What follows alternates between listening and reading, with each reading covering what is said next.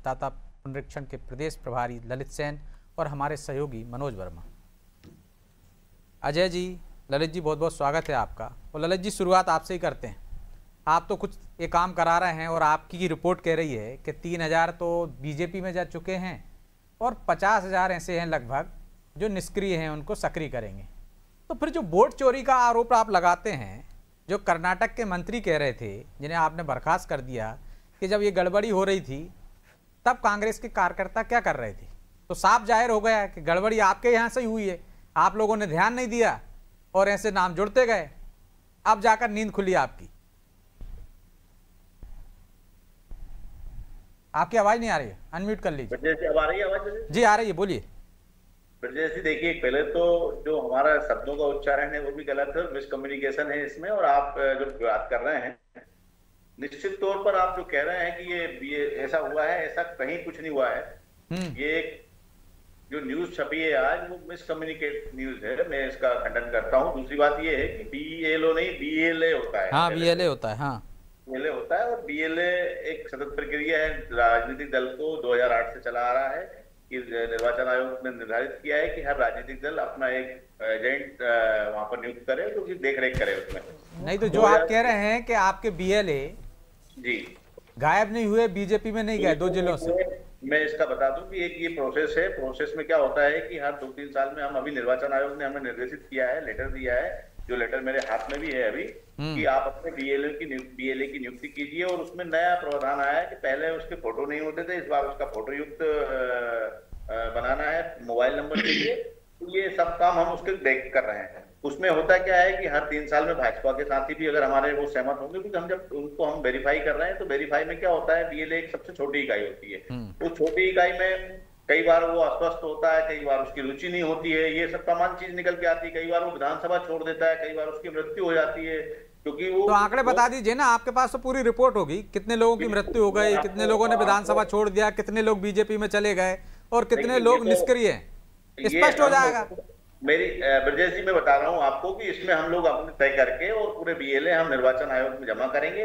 अभी निर्वाचन आयोग ही यहाँ पर स्पष्ट नहीं है। 8 तारीख को हमको राजनीतिक दलों को लेटर देता है कि 14 तारीख तक आप BLA जमा करिए, 9 को रक्षाबंधन, 10 को संडे होता है। अभी कल परसों फिर लेटर आया कि आप जमा करिए, और निर्वाचन आयोग बोल रहा है कि हम 1500 से 1200 पे बूथ कर रहे हैं। और बूथ जब 1200 पे बूथ हो जाएंगे तो हम BLA किसको बनाएं? आज मान लीजिए आप ब्रजेश जी की किसी एक बूथ में हमने आपको बनाया, अगले दिन को बूथ ही नंबर चेंज हो जाएगा, भाग क्रमांक चेंज हो जाएगा। तो ये बेसिकली सतत प्रक्रिया है। कुछ लोग, जो आपने बात कही कि हमने जब वेरीफाई किया उनको, तो उसमें ये भी निकल के आया कि कुछ लोग रुचि नहीं रखते हैं, कुछ लोग जो लीडर्स के साथ रहते हैं वो कार्यकर्ता मूव कर गए दूसरे दल में। तो ये बात हमने करी थी कि इसमें इसको हम पूरा वेरीफाई करके शुद्धि कर हम निर्वाचन में जमा करेंगे। अब इसको एक बड़ा तंत्र के साथ इसको ऐसा बना दिया गया, जबकि ऐसा कुछ भी नहीं है। तो इसलिए तो मैं कह रहा हूँ, आप तो उसके प्रभारी है ना, आपके पास तमाम आंकड़े होंगे।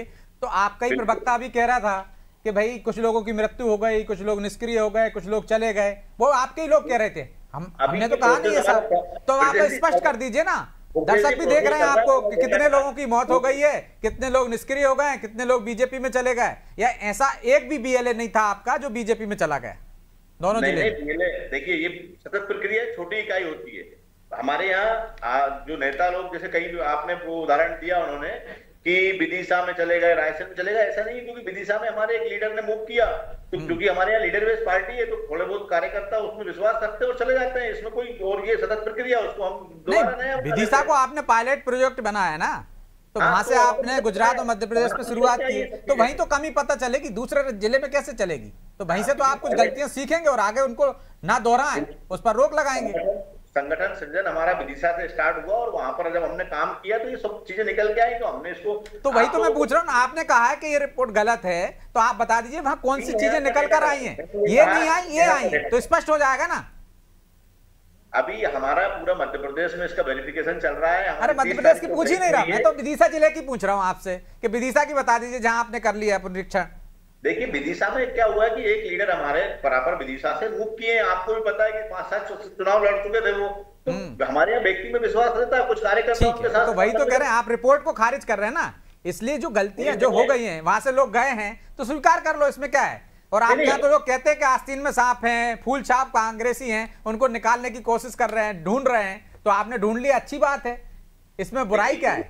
कि भाई यहाँ ना हमने बोला, मगर उसका आंकड़ा जो 3,000, तो 3,000 तो जिले में नहीं होते। रायसेन जिले और विदिशा जिले को 3,000 बीएलए नहीं होते। एक विधानसभा में 200-250 बीएलए होते हैं, ज्यादा से ज्यादा 300 में, तो 3,000 तो पूरे जिले में बीएलए हाँ, नहीं तो होंगे आप ना। ये कह सकते हो आंकड़ों में अतिशयोक्ति है, हाँ, 200 हैं, 250 हैं, 500 हैं, लेकिन हैं हैं। थोड़ा बहुत तो रहता है और है, क्योंकि एक विधानसभा में 250-300 बीएलए होते हैं। मान ले उदाहरण के लिए, किसी में 250 है, किसी में 300 है, तो पूरे जिले में 3,000 नहीं होंगे। ठीक है, तो भाई कुछ गड़बड़ियां हैं, लेकिन आपने इसको वोट चोरी से जोड़ दिया अजय जी, कि वोट चोरी इसलिए होती है कि आप लोग सतर्क नहीं रहते हैं और बाद में ये शोर मचा रहे हैं कि वोट चोरी हो गया। दरअसल गड़बड़ी आपके घर के अंदर है। ऐसे आरोप आप क्यों लगा रहे हैं? वो तो कह रहे हैं 200-250 हैं, बड़ा चढ़ा कर आप बता रहे हो।